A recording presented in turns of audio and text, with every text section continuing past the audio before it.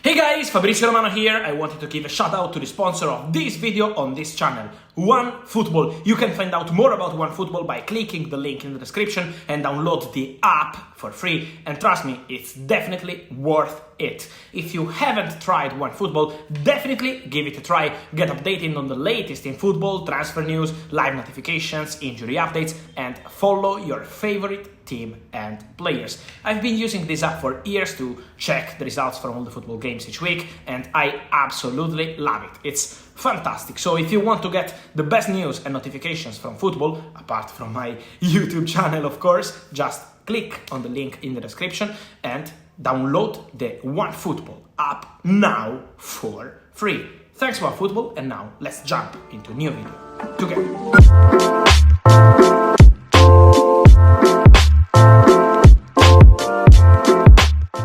And guys, I wanted to start today's video with SADIO MANÉ because he's gonna, of course, as we mentioned, receive a fine from Bayern after what happened at the Etihad Stadium. He punched Sané in his face, so it was a fight in the dressing room between Sané and MANÉ, but with SADIO having the biggest consequences of this story. He misses the game with Hoffenheim and he's gonna receive this fine from Bayern. But then what happens? The expectation internally at Bayern is for MANÉ to be back with the squad next week, so he's expected to be back with the team, also because he apologized to the team, same Sané did, so both players apologized. Also, Thomas Tuchel protected the player because he's still convinced MANÉ can help Bayern a lot in the final games of the season. Also important to say that for the future we're having many reports of potentially SADIO MANÉ leaving Bayern in the summer. At the moment what I can say is that this has been not discussed with MANÉ or internally at Bayern yet. This is something, the future of MANÉ, that will be discussed at the end of the season, May, June, between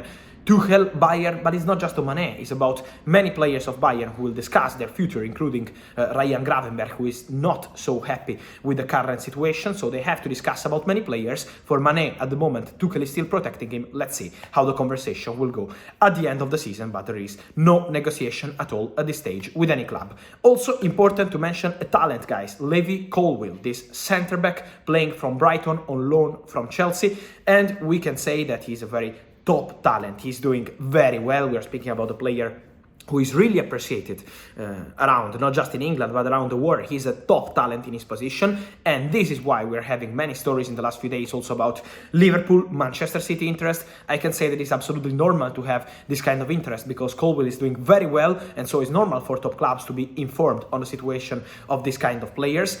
At the moment, the position of Chelsea is very clear. They've been not approached by any club, and also important to say that Chelsea want to keep Colwill. So this is the position of the club. They trust the player, they are convinced that he's a top talent, and they want to keep the player. So Chelsea's position is very clear. He's gonna be part of the squad next season. This is what Chelsea feel. But it's also important to understand what's gonna happen on the player side, because Colwill wants to play. He feels it's really important for him to play, to have enough minutes to develop and to become even a better centre-back. He's already a top talent, so the player position is gonna be crucial too, but Chelsea want to trust him. The message is very clear. What's the contract situation, guys? From what I understand, there is a contract, of course, in place until June 2025 between Colwill and Chelsea, but there is an option in the contract just for 1 year. So just one. Potentially the contract would be 2026 and not 2025. This is positive for Chelsea for sure, but let me clarify one thing. I'm told that that clause is gonna be activated only in case Colwill plays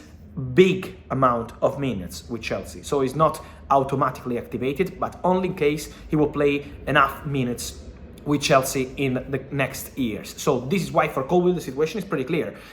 It's about him playing at Chelsea, otherwise that clause will not be activated. But also for the player, to play is crucial. So he wants to feel really important at Chelsea, otherwise these clubs will try to attack the situation in the summer. So this is the picture, but for sure Chelsea will try to keep one of the best talents around.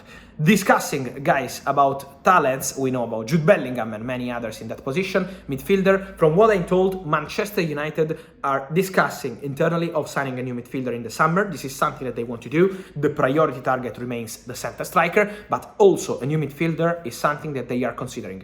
For the names, it will depend on the budget, because it depends on the club sale. So the club sale is crucial, and then we will understand if the Glazers will still be there, if there will be a new owner, how much they want to invest on that position. It's is going to be important, and this is the message I'm receiving, to understand how much money Manchester United will do with the sales of the player. They need to offload players, sell players, and then in that moment they will understand how much they can invest on the striker and on the midfielder. They're very happy with Sabitzer. Sabitzer wants to stay, so for sure they will consider the situation of Sabitzer, but also about Bellingham is complicated because Real Madrid and City remain the front runners, and for United depends on the club sale.